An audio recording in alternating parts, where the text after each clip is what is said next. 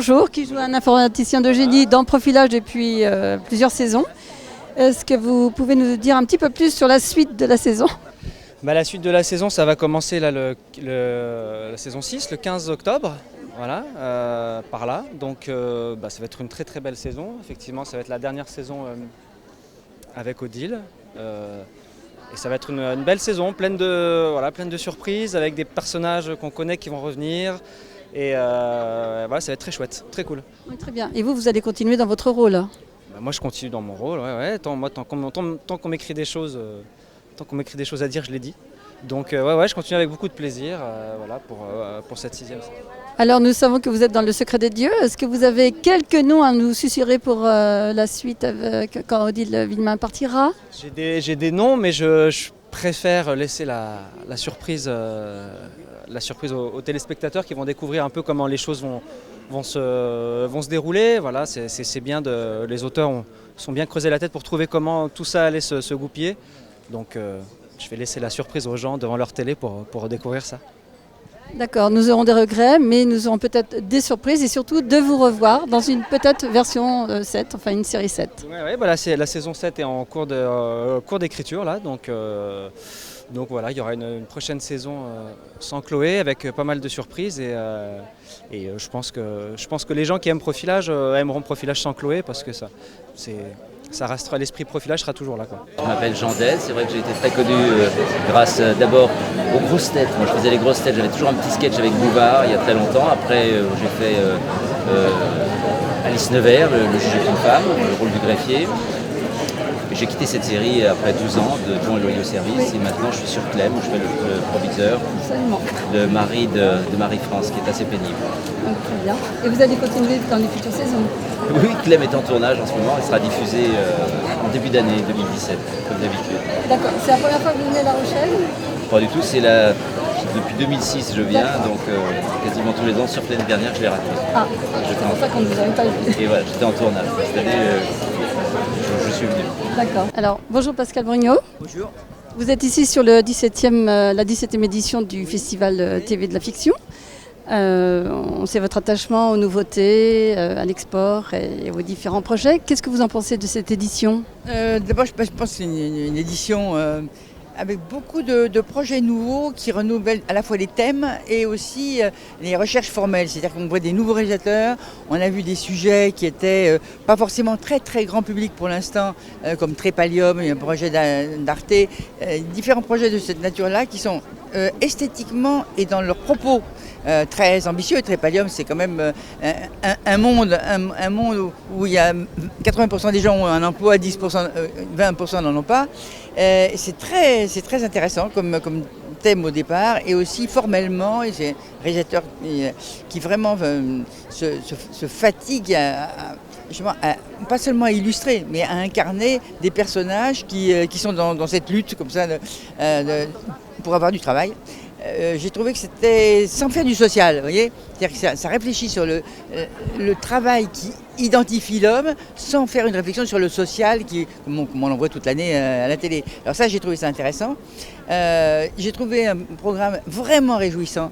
C'est le programme de Dominique Besnéard, 10%, qui est épatant, vraiment épatant. On était à la fois public et professionnel hier soir. C'est vraiment réjouissant parce qu'il y a une générosité, c'est de la comédie, mais c'est de la comédie de la vie. Et je pense que les spectateurs qui vont rentrer dans ce métier d'agent, à travers cette série, vont être contents. On était tous contents, public et professionnels hier soir. On était plus heureux en sortant qu'en entrant. Donc ça, c'est quand même assez rare. Je trouve que c'est une vraie réussite. Avec vraiment mais ça tient au producteur. Producteur, c'est Dominique Besnéard, il est agent. Et c'est quelqu'un qui, dans la vie, est très généreux. Vous voyez, qui aime les gens, qui aime les acteurs, qui sait magnifier les acteurs, les diriger, conduire leur carrière. Et donc, je pense que cette série va avoir un très, très gros succès. Oui, déjà, les 2 premiers épisodes étaient vraiment tout à fait réjouissants que l'on a pu voir hier. Oui, parce ils sont très humains et à travers les problèmes évoqués par les comédiens, ce sont des problèmes qui nous touchent tous en tant qu'individus, pas comédiens. Oui.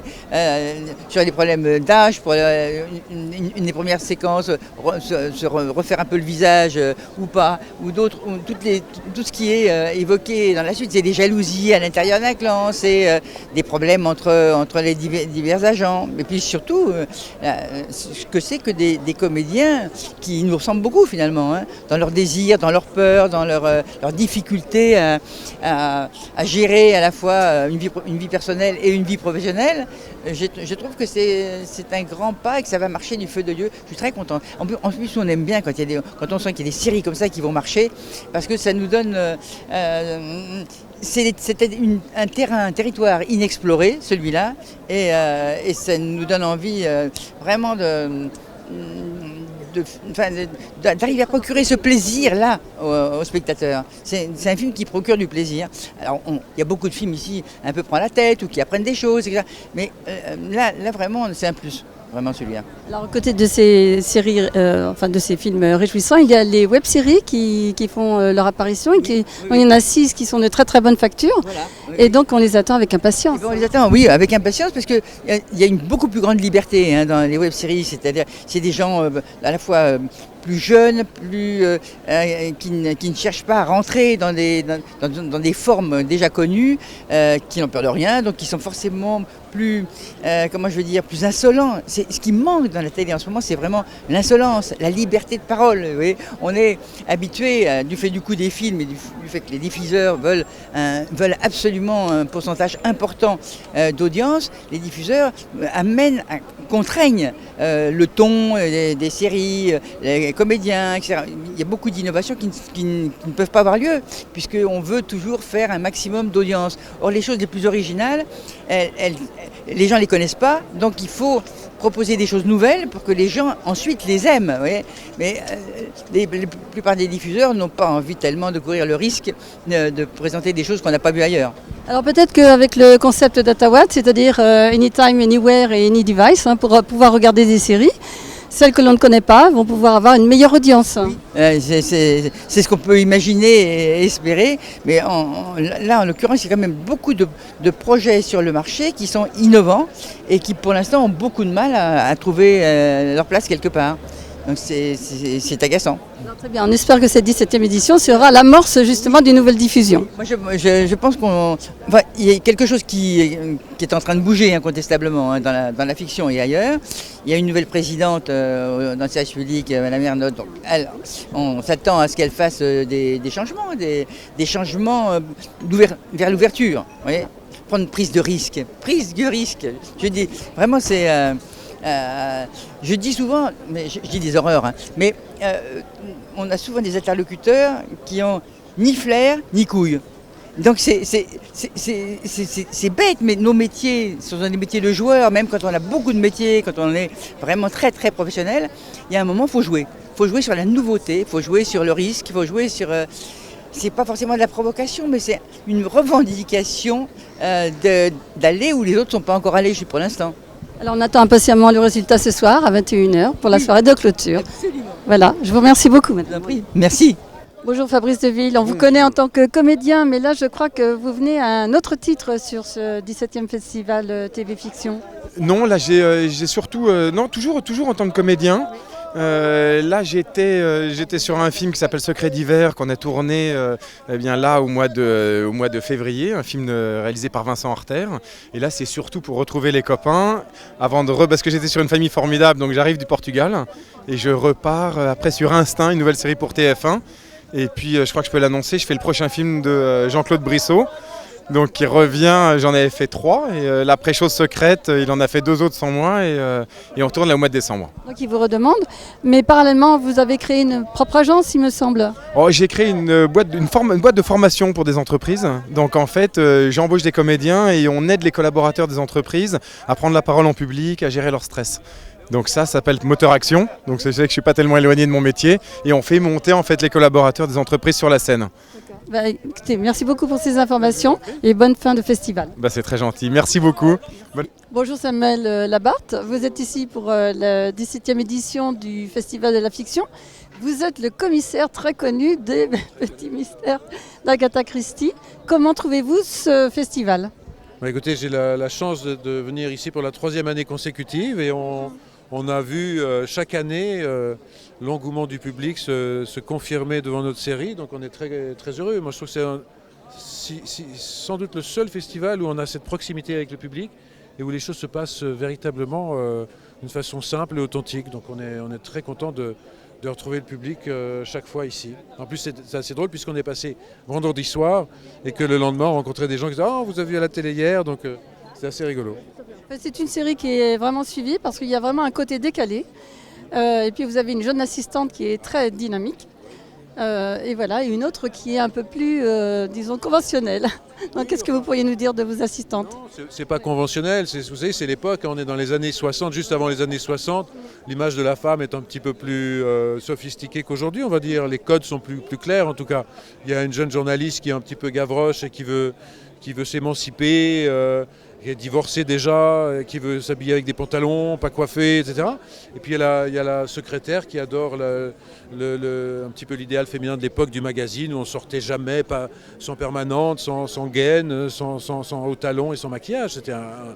C'était absolument inconcevable de sortir dans la rue pas coiffé. Et avec des trous aux genoux comme on a aujourd'hui. Hein. Voilà, tout à fait. Donc en fait, nous adorons cette série, nous espérons la revoir encore longtemps. Et vous de même à La Rochelle l'année prochaine. Volontiers, je prends mon ticket pour l'année prochaine si jamais. On est très bien accueillis. On est très heureux de venir chaque fois à La Rochelle. Oui, bonjour toute l'équipe de Mortus Corporatus. Mais dites donc, c'est plutôt une bande de pieds nickelés que nous venons de voir au CGR Dragon. Surtout vous, il me semble, Faucheur Gaspard. Hein ? Qu'est-ce que vous en pensez ? Il est vrai qu'il y a au sein de l'entreprise de bons et de moins bons faucheurs, mais le personnage que j'interprète n'est pas très bon. Mais en même temps, il faut souhaiter avoir un faucheur comme mon personnage, parce que vous devenez un trompe-la-mort, vous gagnez du temps, et ma foi, ça c'est plutôt pas mal. Donc ça devient, tout en étant un mauvais faucheur, un personnage positif et sympathique. Par contre, celui qui apparaît être efficace, mais dont il faut se méfier, parce que là les contrats s'exécutent, c'est mon apprenti, Cyprien Goudreau. Effectivement, oui, alors il n'était pas très doué dans la vie, bon, ça se sent très vite, hein, il n'est pas très causant, il est un peu fermé sur lui. Mais il va se révéler dans la mort, notamment avec... voilà, parce qu'en fait il adore être très précis. Tout ce qui est calcul, précision, ça lui va très bien.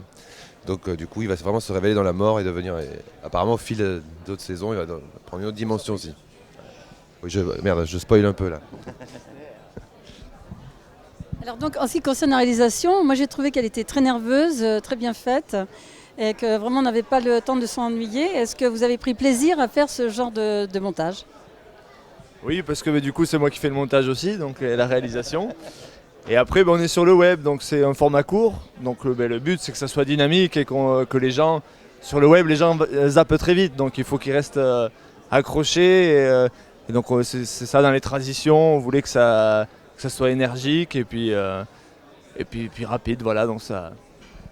En tout cas, moi qui ai assisté aussi à cette projection, j'ai vu que dès la fin du premier épisode, les gens, enfin le public, avaient applaudi. Ce qui n'est pas le cas, je ne vais pas le dire, mais pour les autres séries, voilà. Et je voulais juste interroger aussi les derniers protagonistes de cette série pour que vous vous découvriez un petit peu plus.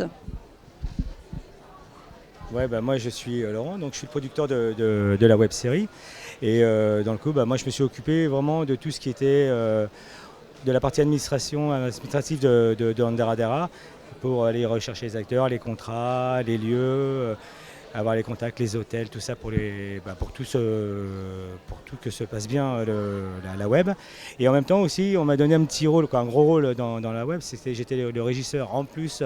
Donc il fallait organiser tout avec Aurélie, toute la logistique de la web qui était intense, très intense. Mais qui était vraiment un régal après de travailler avec toutes ces personnes parce que c'était vraiment... je veux dire, à l'arrière, que du bonheur, vraiment que du bonheur de travailler avec eux, quoi. Et j'espère que la saison 2, on va faire pareil, même mieux, et surtout que tout se passe comme on l'a fait là, et que ça fasse encore rire les gens, surtout, quoi.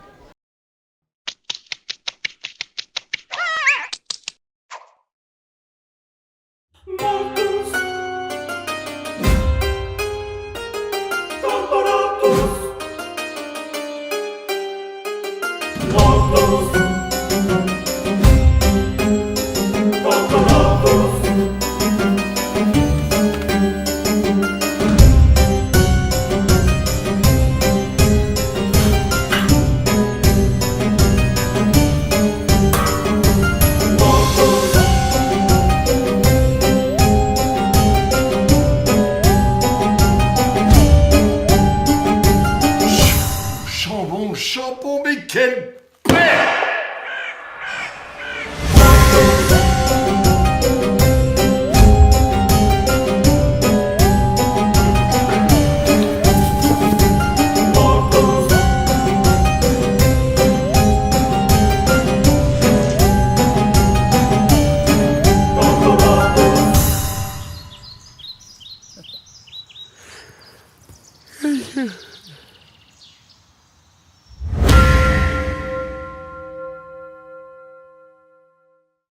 Bonjour, nous sortons de la projection de Mortus Corporatus, la web-série qui est en compétition parmi les 6 qui est présentée ce soir et qui aura peut-être un prix ce soir, donc nous l'espérons. Qu'est-ce que vous pensez des 2 premiers épisodes? Vous êtes l'attaché de presse de Lola Devers qui joue Miss Poitou dans cette série complètement délirante sur des faucheurs de la mort. Est-ce que vous pouvez nous en dire un petit peu plus? En fait, dans les faucheurs, il y en a toujours des bons et des moins bons. Donc comme vous avez pu le constater sur les 2 premiers épisodes, il y en a un qui est vraiment pas bon. Donc c'est là où Lola intervient, donc notre ancienne Miss Poitou. Ensuite, je vous laisserai découvrir évidemment la suite de leurs aventures sur TF1, puisque maintenant c'est en replay sur TF1. Ce qu'il faut savoir, c'est que c'est vraiment une web-série TV qui a été faite 100% en Aveyron. Et tous les acteurs jouent magnifiquement bien. Ça a été vraiment super bien tourné avec Fred et toute l'équipe, le réal. Donc c'était vraiment une très bonne ambiance. Alors ici au CGR Le Dragon, vraiment les 2 épisodes ont été accueillis avec beaucoup de succès puisque dès le premier, il y a eu des applaudissements. Donc c'est un encouragement, je pense. Eh bien effectivement, parce que ce qu'il faut savoir, c'est que quand le 19 mars a été mis en ligne sur YouTube, il y a eu plus de 2500 personnes qui ont vu la web-série en moins de 24 heures. Donc évidemment, on espère que ça sera un succès pour la suite qui va arriver d'ailleurs. Donc on espère bonne chance à cette web-série et puis nous vous retrouvons tout à l'heure. Oui, bonjour. Bonjour. Toute l'équipe de Housewarming. Donc vous êtes en compétition pour une web-série. Donc, qui vient d'être projetée au Dragon, je pense, et j'espère qu'elle a eu du succès et que vous avez pu avoir quelques échanges avec le public. Oui, on a eu pas mal d'échanges et en fait, ce qui a beaucoup plu au public, c'est justement que c'était décalé par rapport à tout ce qu'ils ont pu voir, à tout ce qu'ils ont l'habitude de voir, parce qu'il y avait beaucoup de programmes courts. Nous, c'est une série qui fait 26 minutes, donc il y a des moments un peu plus contemplatifs, donc ça en a surpris certains et d'autres adorés. Voilà. Alors, Housewarming peut sembler une incompréhension pour le public qui ne parle pas anglais. Est-ce que vous pourriez nous en dire un petit peu plus sur ce concept?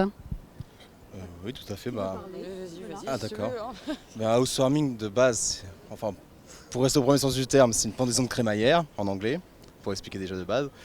Ensuite, c'est comme dirait Chloé, c'est plus une sorte de rite de passage, c'est une sorte de rite initiatique et c'est le passage à l'âge adulte. C'est tout ce moment où on peut être complètement paumé, où on est complètement assisté par les parents et d'un coup on est jeté un peu comme un oiseau qui est poussé du nid. Et soit on arrive à voler, soit on s'écrase au sol et c'est plutôt flippant comme situation. Ça peut être assez difficile, on est perdu, on ne sait pas forcément ce qu'on veut faire, on n'est pas encore, comme elle dit dans l'épisode, complètement fini. On n'a pas tous ces buts de fixer et pourtant on veut quand même faire quelque chose. Il y a beaucoup de pression, même ne serait-ce que pour les parents, on ne veut pas les décevoir. Donc on fait des choses alors qu'on n'a pas forcément envie de les faire, mais pour agir. Le Housewarming, c'est...